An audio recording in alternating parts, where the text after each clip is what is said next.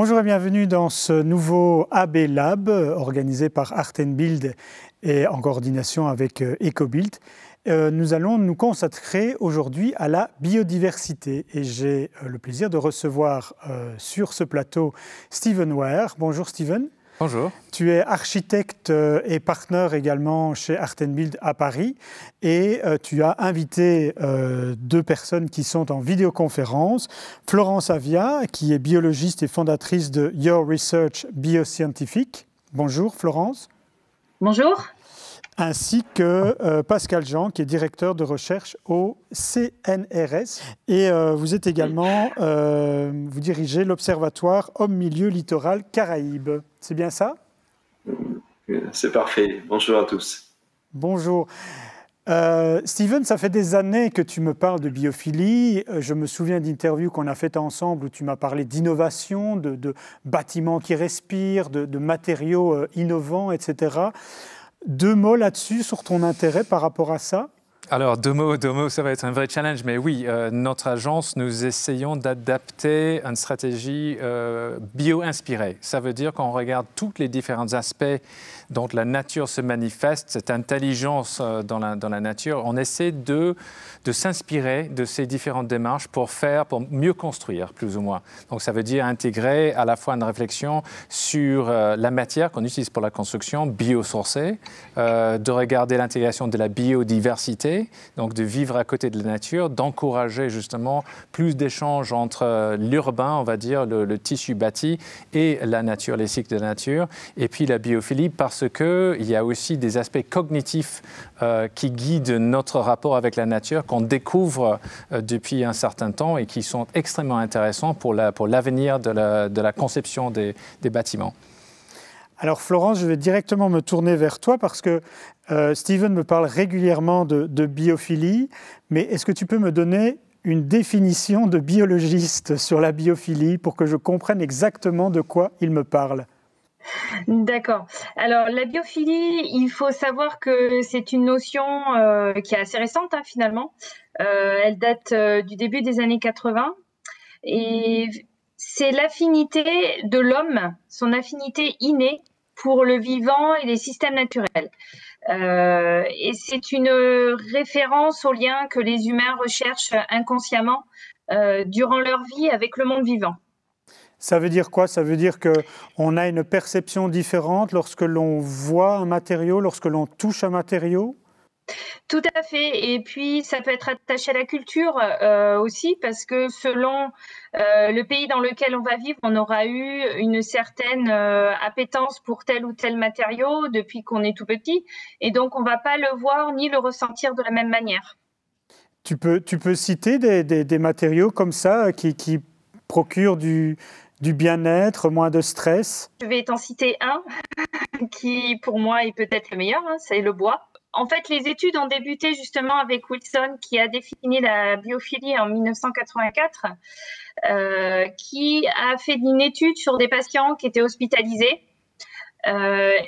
Et en fait, ces patients avaient une vue depuis leur chambre, soit sur la forêt, soit sur un brick.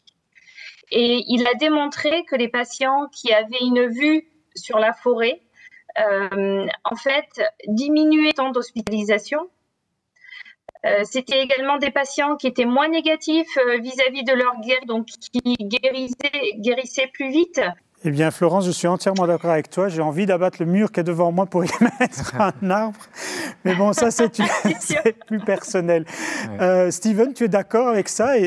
Parce que moi, j'ai l'impression que justement, Art & Build va très fort dans la construction bois ces derniers mois, ces dernières années. La biophilie est devenue un argument extrêmement important pour nous.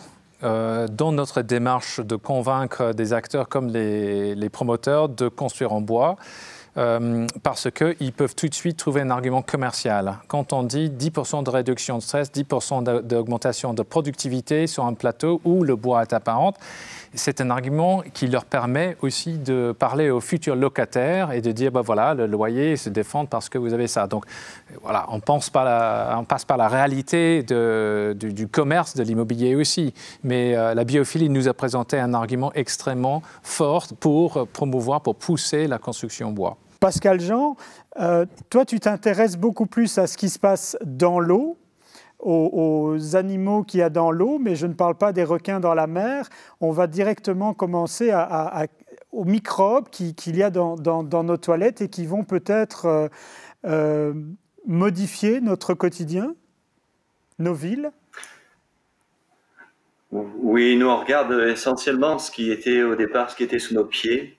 En fait, on a regardé, en se promenant dans la ville, on peut regarder que la ville est parsemée d'espaces où il y a de l'eau qu'on peut retrouver, alors de l'eau naturelle comme dans les fontaines, ou de l'eau sur ce que nous on avait étudié, en particulier les caniveaux. Et on a pu montrer que dans l'eau des caniveaux, il y avait une diversité qui était spécifique à la ville, c'est-à-dire qu'on ne retrouvait pas dans l'eau d'alimentation, et qui vraisemblablement jouait un rôle pour la ville, c'est-à-dire je pense que ces organismes contribuent à de la dépollution en milieu urbain tout simplement. Ils pourraient contribuer à un bilan carbone à l'échelle des villes. Et donc on est parti de ces réflexions. Donc qu'est-ce qu'il y a sous nos pieds en termes de micro-organismes? Donc, je parle évidemment de tout ce qui est petit, mais des bactéries, des microalgues, des protistes comme on les appelle, ou des champignons. Et les réflexions avec Arten But, c'est dépasser effectivement nos pieds, et donc à discuter avec Steven. Finalement, j'ai fini par lever les yeux pour regarder la ville dans son échelle et essayer de questionner qu'est-ce qui se passe dans les villes aujourd'hui et quels sont le rôle potentiel des micro-organismes. Et pour juste finir et être court, mais on est en interaction constante avec ces micro-organismes. Ils contribuent à notre santé en termes d'individus. Ils contribuent vraisemblablement à des questions de santé à l'échelle de la ville. Et donc ces questions effectivement d'interrogation entre nous et les organismes qui nous enveloppent, qui sont à l'intérieur de nous, c'est effectivement les questions qui se posent non seulement en tant que biologiste, mais aussi en tant qu'individu vivant dans une ville en part entière. Steven, ça veut dire que ces microbes, ces bactéries, ces petits organismes, ils se retrouvent également dans nos bâtiments? Absolument, ils sont partout, mais vraiment partout, sur nos corps, dans nos intestins, etc. C'est un système avec une richesse, une diversité absolument phénoménale que la biologie est en train de découvrir et de mieux identifier en fonction de chaque type de micro-organisme. On a des virus, on a des microalgues, on a des... je pense que Pascal Jean peut vous expliquer bien mieux que moi.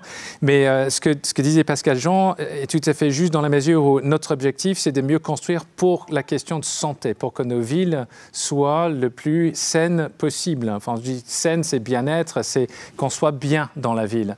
On construit pas mal d'hôpitaux en milieu urbain et il est important de rassurer la population, de dire aux gens votre perception de la ville n'est pas forcément en phase avec la réalité macrobiotique.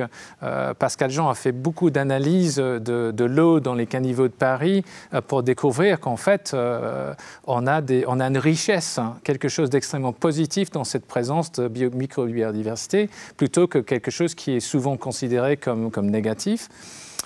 Et puis, avec ce qui nous arrive aujourd'hui, cette notion de réaseptiser la ville, on ne devrait pas tourner le dos à tous ces micro-organismes qui ont un impact très bénéfique sur notre santé.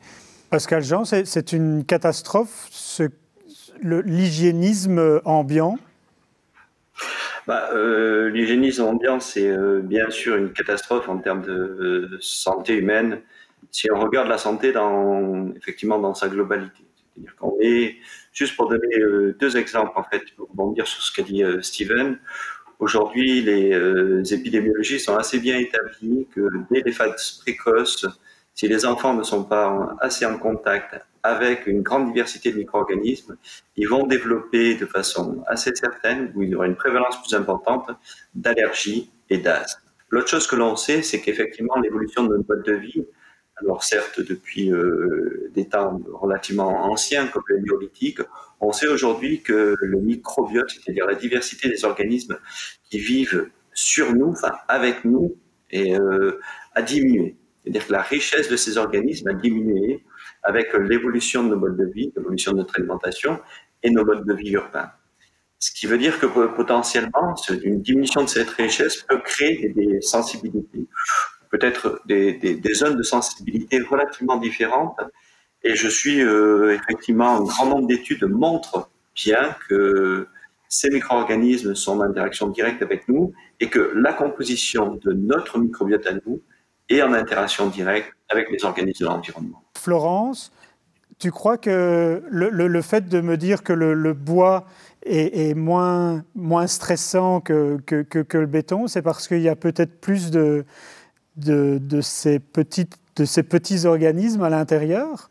Sur le bien-être et le confort, il y a eu des études de fait sur différents paramètres physiologiques, sur des patients, sur des travailleurs, sur des élèves, sur également des habitants d'habitations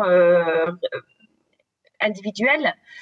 Et là, on a démontré qu'il y avait une diminution de l'activité cardiaque, une diminution de l'activité respiratoire, mais également, très important, une diminution du taux d'hormone du stress, qui est le cortisol.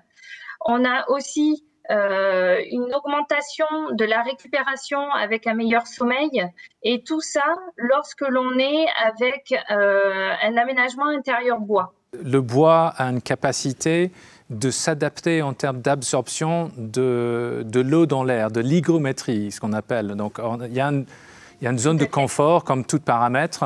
Quand il y a beaucoup d'humains dans une pièce, beaucoup de personnes dans une pièce, il y a forcément une augmentation de la taux d'hygrométrie parce que, voilà, on transpire, etc. Le bois s'adapte comme une éponge par rapport à cette présence et puis il va lâcher l'eau petit à petit. Donc, en fait, il y a un effet tampon sur cette hygrométrie qui va améliorer notre confort. Donc, les autres matériaux, en général, ça ne passe pas la condensation, ils ne réagissent pas de la même façon. Donc, comme beaucoup d'autres matériaux issus de la nature, il y a cette capacité de s'adapter et de s'adapter justement aux besoins de l'humain, de la physiologie de l'humain. Artenbin ne fait pas spécialement de la maison individuelle, elle fait plutôt des grands projets. Vous pourriez aller trouver des grands promoteurs avec des projets en abordant ce type de questions? Absolument, mais c'est exponentiel déjà. Pour parler de la construction en bois, on a commencé tout petit il y a une dizaine d'années et maintenant on parle de centaines de milliers de mètres carrés. Donc je pense que c'est bien parti. Une des choses qui était importante pour nous, c'était de trouver une façon économique, enfin à coût équivalent, de construire avec le bois dans un secteur extrêmement résistant au changement, avec ses habitudes, avec les liens avec les industriels, certains matériaux qui existent depuis très longtemps. Là, quand on a proposé du bois, on a dit mais laissons le bois apparent. On ne va pas l'encapsuler comme on fait dans beaucoup de bâtiments. On a couche après couche après couche. On le laisse apparente et on découvre qu'il y a cet effet dit biophilique du bois et cette résonance pour l'hygrométrie, pour d'autres capacités, pour d'autres caractéristiques qui sont très favorables. Et puis on découvre qu'il y a tout un autre paradigme qui s'ouvre devant nos propres yeux. Et ça ne fait que accélérer l'adoption du bois dans la construction. Pascal Jean, depuis que Steven Ware t'a fait lever les yeux pour regarder la ville et non plus juste ce qu'il y a sous nos pieds, est-ce que tu vois la ville différemment? Comment est-ce qu'on pourrait construire une ville moins stressante? Aujourd'hui, ce champ de recherche dont on parle, qui est évidemment l'étude de l'holobionte à l'échelle de la ville, c'est-à-dire l'ensemble des organismes qui interagissent avec nous, est un domaine en plein essor, un domaine en explosion. Il y a vraiment de plus en plus d'articles qui sont là-dessus et qui le prouvent. Je redonnerai un exemple avant de revenir sur la question que vous me posez.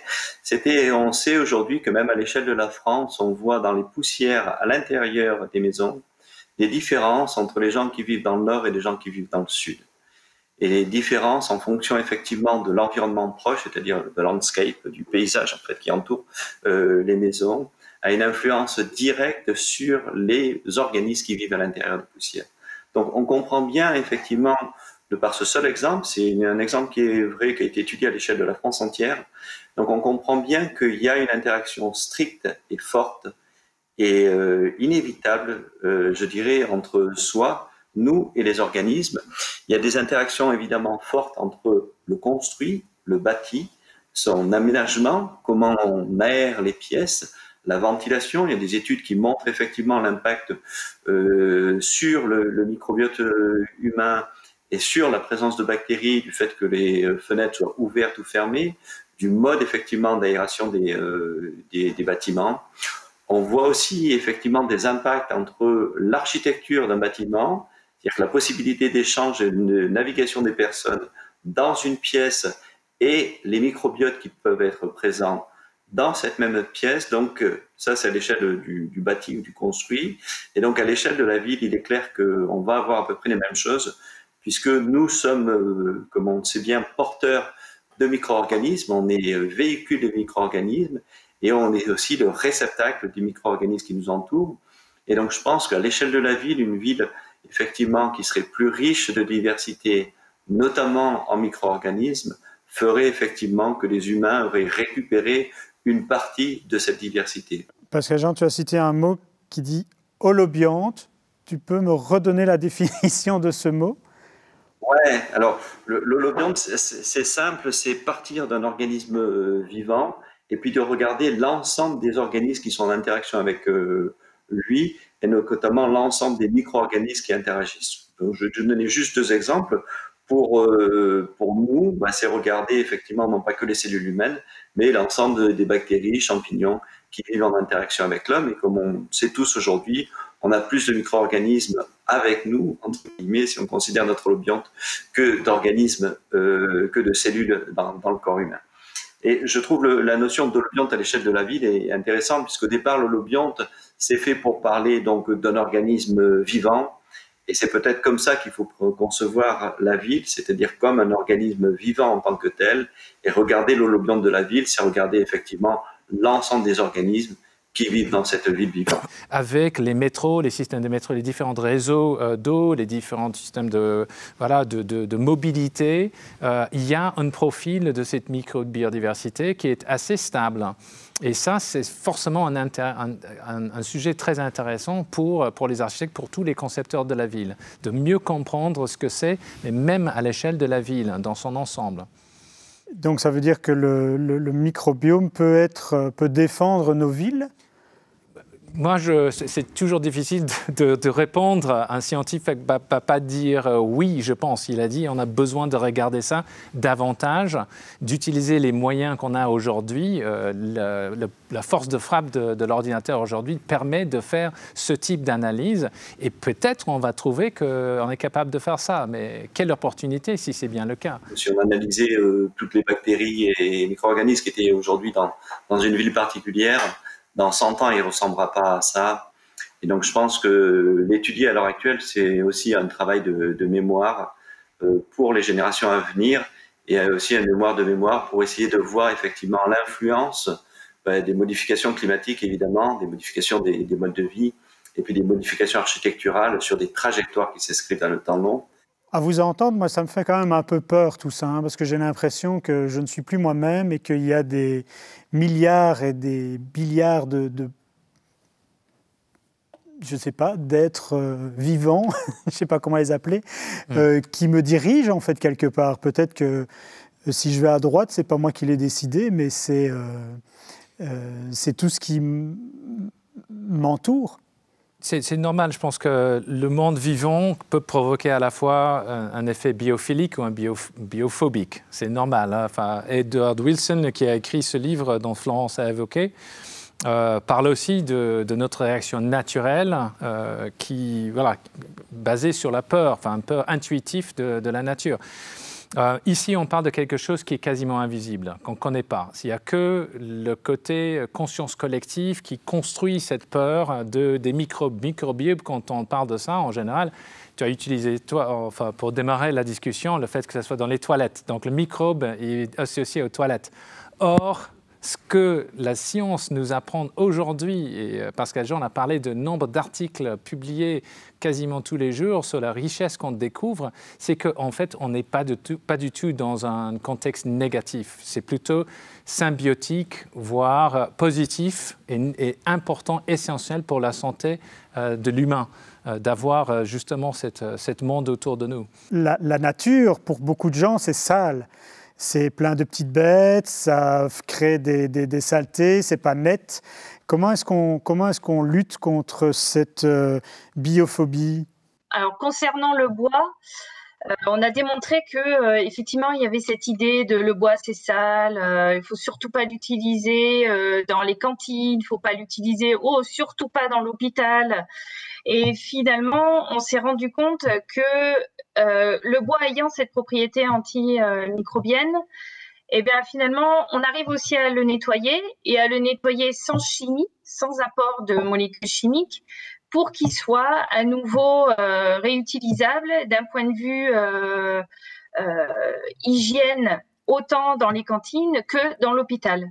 Alors, dans les cantines, c'est bel et bien prouvé. Et dans l'hôpital, on est en train de faire des travaux avec différents centres hospitaliers universitaires qui nous suivent sur cette voie et qui sont finalement des novateurs parce que le bois est encore attaché à cet a priori négatif, comme quoi c'est un matériau sale par rapport au plastique, à l'inox, etc., tous ces matériaux que l'on retrouve dans l'hôpital classique.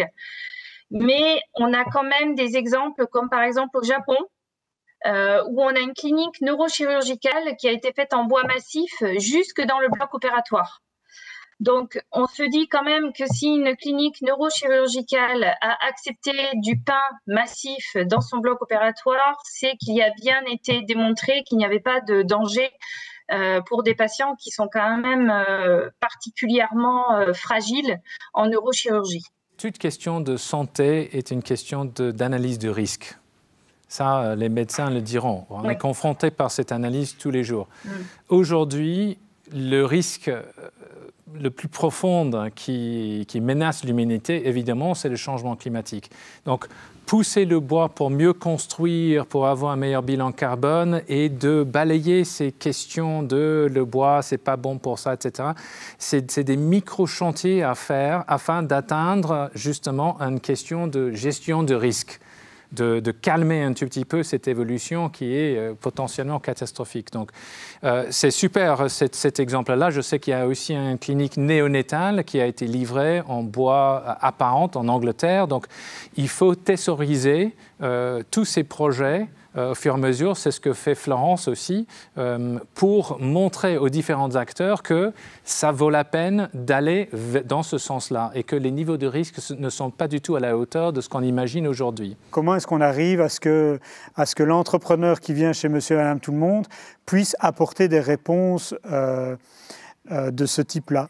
Je pense qu'il y a beaucoup d'entrepreneurs qui sont dans le bois qui vous expliqueront, pas tout ce qu'on vient d'expliquer dans le détail, mais vous avez beaucoup plus de chances d'avoir une explication du provenance du bois. Si vous avez quelqu'un qui va vous vendre de l'acier, il ne va pas dire « ça sent bon, c'est de l'Australien ça ». Non, mais par contre, si vous avez quelqu'un qui est avec le bois, il va dire « ça vient de l'Alsace, c'est de l'épicéa », il va vous raconter l'histoire. Donc déjà, il y a une association avec la matière qui est beaucoup plus riche. Et donc, c'est ça qui va guider le choix du particulier. Florence, un mot pour conclure cet échange ? Effectivement, il faut se refocaliser sur les matériaux que l'on utilisait avant d'avoir du béton, par exemple, dans la construction partout, ou du plastique partout, dans tout ce qui est l'alimentation. Parce que effectivement, tout ça, c'était des matériaux que l'on utilisait depuis des millénaires, justement pour pouvoir bénéficier de certaines bactéries, pour pouvoir affiner du fromage, par exemple, pour pouvoir avoir un meilleur vin, un meilleur whisky.